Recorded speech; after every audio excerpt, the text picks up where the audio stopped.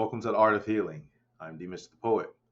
Today's episode, Journaling as Poetic Practice, is about the quiet ritual of writing our lives into meaning.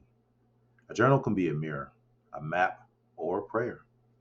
And when we begin to read our own words with curiosity, they sometimes reveal something unexpected, a kind of poetry that has been waiting to be seen.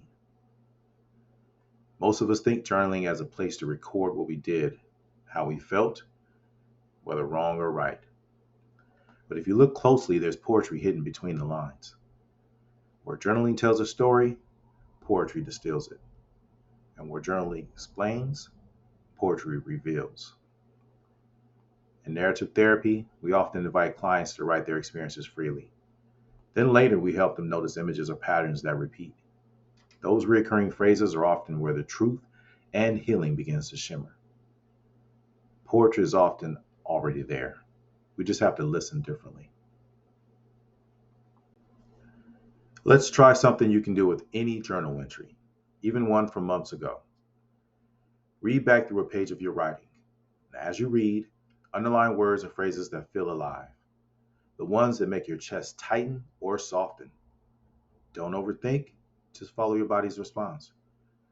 Now on a new page, write those words and phrases down, one per line.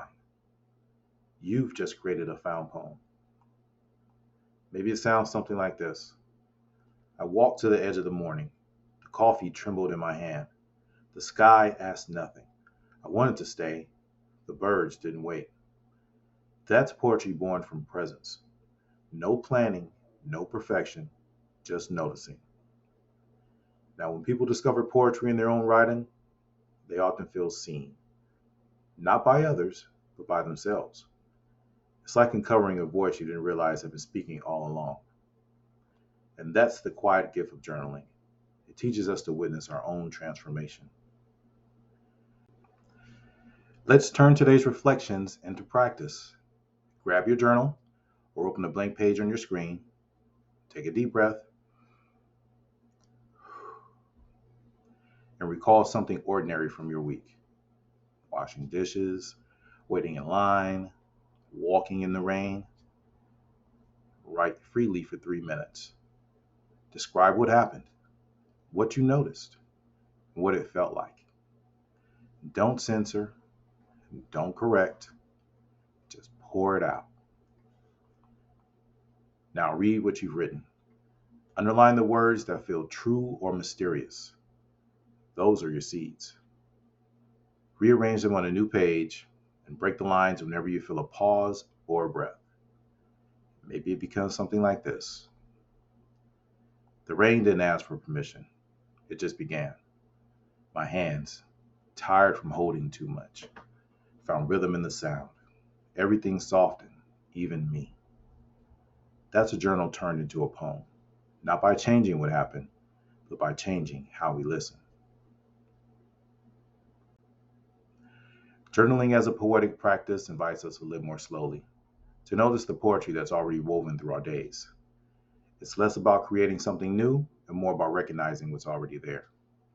And over time, this kind of writing can become a sacred habit. Each entry, each poem becomes a conversation between who you were, who you are, and who you're becoming. The page becomes a bridge between versions of the self. And when we reread our journals months later, we often realize we've healed more than we thought. Next week, we'll move into one of the most tender parts of the creative journey, art in times of grief. We'll explore how painting, writing, and ritual can hold us through loss and help us remember love in new forms. Until then, keep writing, not to record, but to remember yourself. Each word, each pause is a step toward wholeness.